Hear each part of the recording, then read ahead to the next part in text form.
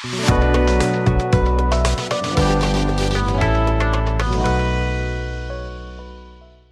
आज का हमारा टॉपिक होने वाला है जावास्क्रिप्ट के कंडीशनल एक्सप्रेशंस।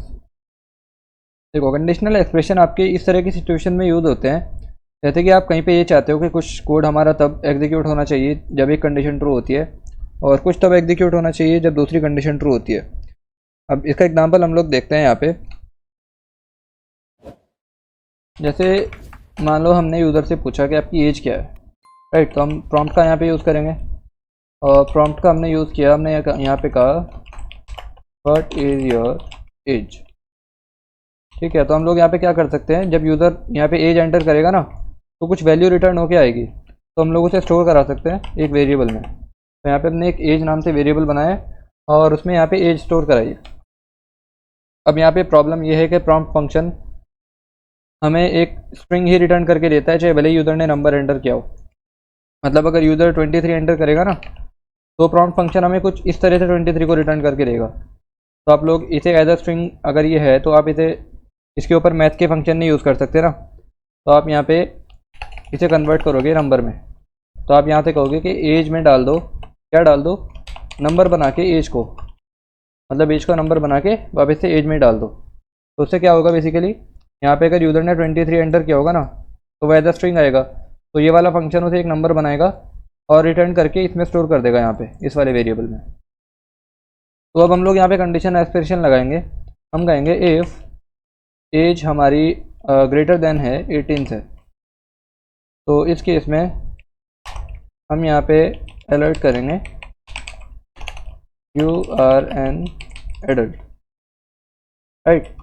और अगर ऐसा नहीं है तो हम लोग अलर्ट करेंगे you are not an adult. देखो, अब ये कुछ इस तरीके से काम करेगा।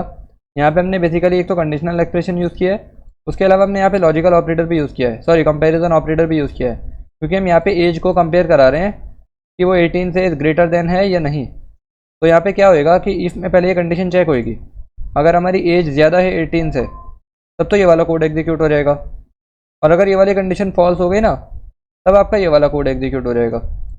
तब हम चलते हैं अपने ब्राउज़र में, और यहाँ पे हमसे प्रॉम्प्ट से पहले एज पूछ रहा है, तो हमने अगर यहाँ पे एज एंटर की 40, ठीक है, तो क्या है अलर्ट में, यू आर एन एडल्ट। इसे रिफ्रेश करते हैं एक बारी। अगर 18 से कम कुछ एंटर करेंगे, जैसे हमने एंटर किया 12, तो फिर क्या है अभी, you are not an adult. तो हमने यहाँ पे ये देखा है कंडीशनल एक्सप्रेशन का सबसे सिंपल एग्जांपल है एक तरीके से ये। तो आप लोग इसे ऐसे यूज़ करते हो। बाकी इसके अलावा अगर आपके पास एक से ज़्यादा कंडीशन है, जैसे कि लाइक हम यूज़र से पूछ सकते हैं कि 1 से 7 तक आप एक नंबर एंटर करो, तो हम उसके अकॉर्डिंग बताएंगे कि इस नंबर पे कौन सा डे आता है हमारा वीक का, राइट। तो हम यूज़र से पूछ सकते हैं, सबसे पहले हम इसे बता देते हैं। यहाँ से हमने कहा लेट यूज़र इनपुट नाम से एक वेरिएबल बनाते हैं, equals to prompt enter a number, और यहाँ पे हम लोग ले देते हैं 0 to 7, राइट। और ये एक सेकेंड, तो यहाँ पे यूज़र एक नंबर एंटर करेगा, तो हमें फिर से उसे नंबर बनाना पड़ेगा पहले, और इसके बाद हम यहाँ पे इसे कंपेयर करा सकते हैं। तो हम कहेंगे if user input equals to, देखो यहाँ पे हम लोग यूज़ कर रहे हैं अभी कंपैरिजन ऑपरेटर में इक्वल्स टू के लिए। मतलब अगर हम लोग कुछ कंपेयर करना चाहते हैं कि दो वैल्यूज इक्वल है या नहीं है, तो वहाँ पे हम लोग यूज़ कर सकते हैं डबल इक्वल्स टू या फिर ट्रिपल इक्वल्स टू। अभी डबल इक्वल्स टू और ट्रिपल इक्वल्स टू में क्या डिफरेंस होता है, मैं आपको देखो पहले इसी का डिफरेंस क्लियर कर देता हूँ। यहाँ पे जैसे मान लो हमारे पास दो वेरिएबल हैं, एक में वैल्यू है 23 और दूसरे में वैल्यू है एज अ स्ट्रिंग 23। मतलब ये एक नंबर है और ये एक स्ट्रिंग है। वैल्यू भले दोनों में सेम है, लेकिन ये एक नंबर है और ये एक स्ट्रिंग है। बेसिकली दोनों की क्लास एक तरीके से अलग है, डेटा टाइप इन दोनों का अलग अलग है। तो आप लोग अगर यहाँ पे यूज़ करोगे डबल इक्वल्स टू, तो डबल इक्वल्स टू में क्या होता है ना, इनकी क्लास को, इनके डेटा टाइप को कंपेयर नहीं किया जाता, सिर्फ इनके अंदर जो वैल्यू है उसे कंपेयर किया जाएगा। तो इस केस में क्या होएगा, ये ट्रू रिटर्न कर देगा। लेकिन अगर आप यहाँ पे यूज़ करोगे ट्रिपल इक्वल्स टू, तो ट्रिपल इक्वल्स टू के केस में इनके डेटा टाइप को भी कंपेयर किया जाएगा, तो फिर ये फॉल्स रिटर्न कर देगा। देखो मैं आपको दिखाता हूँ। जैसे मैंने कहा अगर ए इक्वल है बी के, डबल इक्वल्स टू थे हमने चेक किया है, तो लॉग कर दो yes they are equal. Save करेंगे और एक सेकंड रुको, पहले हम लोग ये बंद कर देते हैं, नहीं तो ये कैंसिल करते हैं, एक बार रिफ्रेश करते हैं। देखो यस दे आर इक्वल लिख के आ रहे हैं यहाँ पे, जबकि इन दोनों का डेटा टाइप अलग अलग था। ये हमारे पास एक नंबर है और ये एक स्ट्रिंग है, तो डबल इक्वल टू अगर आप यूज़ करते हो तो इनके डेटा टाइप को कंसिडर नहीं किया जाता है कंपैरिजन में, बस उनके अंदर की वैल्यू चेक की जाएगी। अगर वो इक्वल है तो यहाँ पे ट्रू रिटर्न कर देगा डबल इक्वल टू, और अगर आप यहाँ पे ट्रिपल इक्वल टू यूज़ करोगे तो फिर इनके डेटा टाइप को भी चेक किया जाएगा। देखो इस बार यहाँ पे कुछ आउटपुट नहीं मिलेगा क्योंकि ये वाली कंडीशन हमारी फॉल्स हो गई है और हमने एल्स वाली कंडीशन यहाँ पे लिखी नहीं है, तो हम यहाँ पे लिख सकते हैं एल्स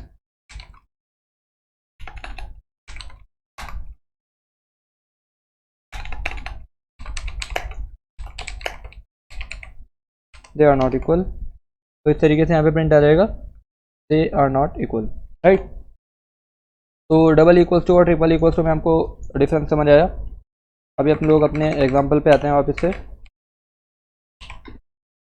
और यहाँ पे हमने कहा if user input equals to 1, अगर ये 1 है तो वैसे आप लोग ना यहाँ पे अगर डबल इक्वल्स टू यूज़ करने वाले हो तो ये लाइन भी स्किप कर सकते हो, क्योंकि अगर स्ट्रिंग भी होगी तब भी से कंपेयर कर लेगा डबल इक्वल्स टू में। तो हम लोग कहेंगे अगर ये 1 है तो लॉक कर दो, या फिर हम लोग एक वेरिएबल बना लेते हैं ए इक्वल्स टू, और इस वेरिएबल में ना कुछ वैल्यू नहीं डाल रहे हैं फिलहाल, इसे एम्प्टी रखते हैं। तो हम कहेंगे अगर वैल्यू 1 है तो डे में वैल्यू डाल दो संडे, एल्स इफ़। देखो अब यहाँ पे हमने क्या किया है, दो इफ़ की कंडीशन लगाई है, ठीक है। अब यहाँ पे हमने सिंपल इफ एल्स नहीं रखा है, हम यहाँ पे बेसिकली अभी एक लैडर की तरफ जा रहे हैं, इसे इफ एल्स लैडर बोलते हैं कि आप लोग काफ़ी सारी इफ एल्स इस तरीके से स्टेटमेंट बनाते चले जाओ, राइट। तो यहाँ पे आपने कहा else if user input equals to 2, तो इस केस में आप डे में डाल दो मंडे। ऐसे ही आप यहाँ पे एक और एल्स इफ लगा सकते हो, आपने कहा if user input equals to 3, अगर ये 3 है तो आप डे में डाल दो ट्यूसडे,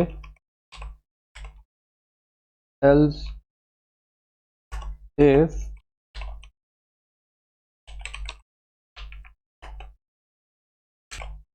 तो मैंने जल्दी से कंप्लीट किया अपना कोड, और यहाँ पे हमने बेसिकली किया कुछ नहीं है, मल्टीपल एल्स इफ स्टेटमेंट लगाई है सिर्फ।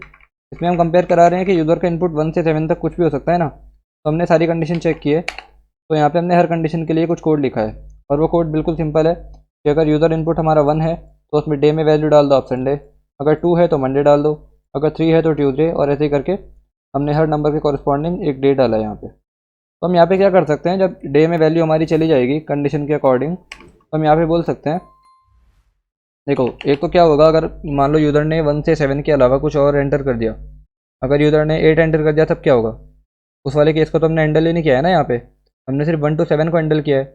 और अगर यूज़र ने कोई लेटर एंटर कर दिया 1 से 7 के अलावा तब क्या होगा, तो ये सब केसेस इन सबसे अलग है ना, तो आप इन सबको एक बार में कैच कर लो। यहाँ पे आप डायरेक्ट लिखो एल्स, और बस यहाँ पे आप लिख सकते हो लाइक आप यहाँ डे में वैल्यू डाल सकते हो इनवैलिड डे, इस तरीके से। तो अब आप यहाँ पे लॉक कराओ, और यहाँ पे आपने लॉक कराया कि डे में जो भी वैल्यू है तो लॉक कर दो।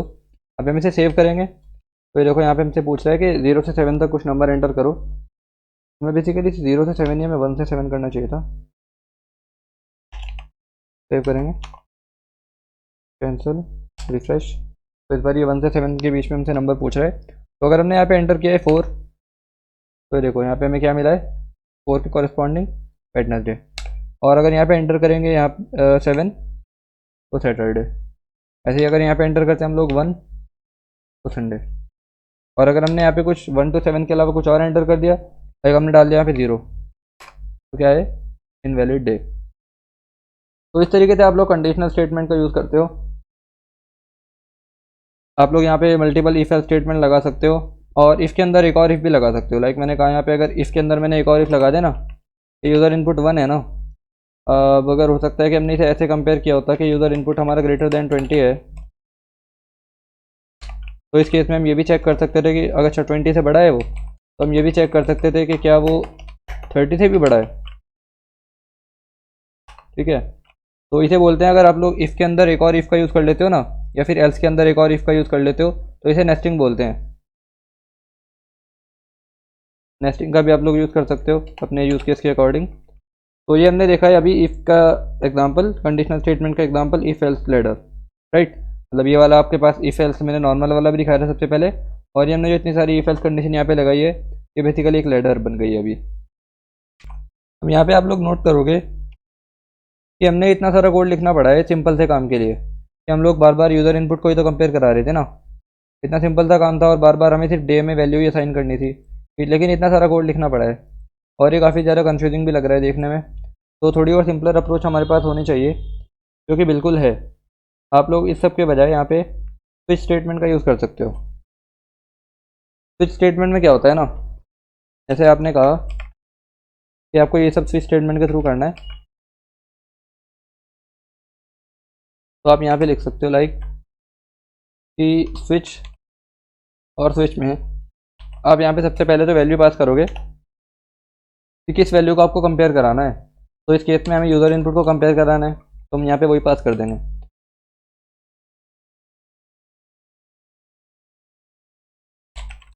यूज़र इनपुट को कंपेयर कराना है ना, उसके बाद आप यहाँ पे लगाओगे कर्ली ब्रेसेस, ऐसे एक पेयर बनाओगे यहाँ पे कर्ली ब्रेसेस का, और उसके अंदर आप यहाँ पे केसेस लिखने स्टार्ट करोगे। अब केस में क्या होने वाला है, आप यहाँ पे सबसे पहले तो एक कीवर्ड लिखोगे केस। अब देखो यहाँ पे केस भी एक कीवर्ड है, स्विच भी एक कीवर्ड है, और ब्रेक भी एक कीवर्ड है। ब्रेक के बारे में हम लोग बाद में पढ़ने वाले हैं। तो केस में आप लोग यहाँ पे लिखते हो कि किस वैल्यू को कंपेयर करना है। तो लाइक हम यूज़र इनपुट को 1 to 7 के लिए कंपेयर कराना चाहते हैं ना, 1 से 7 तक सबके लिए। तो हम कहेंगे अगर हमारा केस है 1, यानी हमारा यूज़र इनपुट 1 है, तो इस केस में हमें क्या करना है, ए इक्वल टू डाल देना है संडे, ठीक है। उसके बाद हम लोग यहाँ पे ब्रेक का यूज़ करेंगे, और ऐसे हम लोग एक और केस बनाएंगे केस 2। केस 2 में हम कहेंगे अगर 2 है तो हम डे में डाल देंगे मंडे, ठीक है। और मैं जल्दी से ये सब कंप्लीट करता हूँ। तो ये सब मैंने कंप्लीट किया, और यहाँ पे हमने सभी केसेस को हैंडल किया है बेसिकली कि हमारे यूज़र इनपुट की वैल्यू 1 भी हो सकती है, 2 भी हो सकती है, 3, 4, 5, 6, 7 सभी हो सकती है। तो हमने सारे केसेस को हैंडल किया है। देखो जावास्क्रिप्ट के बारे में एक और चीज़ मैं आपको बताना चाहूँगा, यहाँ पे जो सेमीकॉलन होता है ना, ये कंपलसरी नहीं है।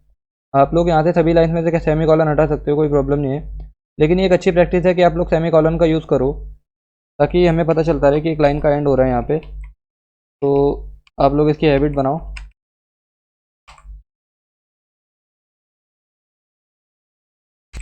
तो मैंने यहाँ पे सबके एंड में सेमीकॉलन लगा दिया है। तो बेसिकली यहाँ पे नोटिस करने वाला पॉइंट ये है कि जावास्क्रिप्ट में हमारे पास अलाउड है, अगर हम लोग सेमीकॉलन नहीं भी लगाते हैं वो भी अलाउड है, और अगर लगा देते हैं वो भी अलाउड है, ठीक है। हमने इंट्रोडक्शन की वीडियो में भी ये बात की थी कि जावास्क्रिप्ट एक लूजली टाइप लैंग्वेज है। तो लूजली टाइप लैंग्वेज होने का रीज़न ये भी है कि आप लोग यहाँ पे सेमीकॉलन का यूज़ कर भी सकते हो और नहीं भी। अगर आप लोग दूसरी लैंग्वेजेस में देखोगे तो C++, जावा, इन सब में कंपलसरी होता है सेमीकॉलन, यहाँ पे ऐसा कुछ नहीं है। तो सभी केसेस को हैंडल करने के बाद हम यहाँ पे डिफ़ॉल्ट केस को भी हैंडल कर लेते हैं। हम यहाँ पे कहेंगे अगर डिफ़ॉल्ट, मतलब डिफ़ॉल्ट में आपके वो सारे केसेस आ जाएंगे जो यहाँ पे हैंडल नहीं हो पाएंगे। मतलब अगर 1 to 7 वैल्यू नहीं है ना, उसके अलावा कुछ और है, तो फिर ये डिफ़ॉल्ट में आ जाएगा, राइट। तो डिफ़ॉल्ट में आप लिख सकते हो यहाँ पे इनवैलिड डे, और यहाँ पे हम कहेंगे कि लॉग कर दो डे में जो भी वैल्यू है। सेव करेंगे और एक बार इसे कैंसिल करके रिफ्रेश कर देते हैं, और यहाँ पे इस बार हमने वैल्यू डाली 3, और यहाँ पे इनवैलिड डे क्यों आया है, क्योंकि एक्चुअली हमें इस केस में ना यूज़र इनपुट को टाइप कास्ट करना पड़ेगा, क्योंकि यहाँ पे इसे एज ए इंटीजर ही कंपेयर करा जाएगा केसेस के। जब यहाँ पे कंपेयर किया जाएगा ना, अगर हम यहाँ पे इसे ऐसा लिखते हैं केस 1 के बजाय ऐसे लिखते हैं केस 1, तब ये वैलिड हो जाता, तब ये काम कर जाता। पर हम लोग अपनी कन्वीनियंस के लिए इसे टाइप कास्ट ही करा लेते हैं। हम लोग कहेंगे इसे नंबर में कन्वर्ट कर दो यूज़र इनपुट को, ठीक है। अब यहाँ पे हम डालते हैं 3, देखो ट्यूसडे आ गया यहाँ पे। ऐसे हम लोग यहाँ पे कोई भी नंबर एंटर करेंगे, इसके कॉरेस्पॉन्डिंग हमें डे मिलते रहेंगे। और अगर कुछ इनवैलिड नंबर डाल देते हैं तो इनवैलिड डे आ जाएगा यहाँ पे। तो ये था एग्जांपल, और ये थी हमारा लेक्चर, ये था हमारा लेक्चर बेसिकली कंडीशनल एक्सप्रेशन के लिए। और आई होप कि आपको ये समझ आया होगा। यहाँ पे हमने इस स्टेटमेंट का भी एक एग्जांपल दिया हुआ है, और ये एग्जांपल मैंने अभी आपको करके भी दिखाया है। तो आई होप कि आपको ये समझ आया होगा। आपका इसमें अगर कोई भी डाउट है तो आप लोग कमेंट सेक्शन में पूछ सकते हैं। बाकी हम लोग मिलते हैं नेक्स्ट वीडियो में, तब के लिए गुड बाय।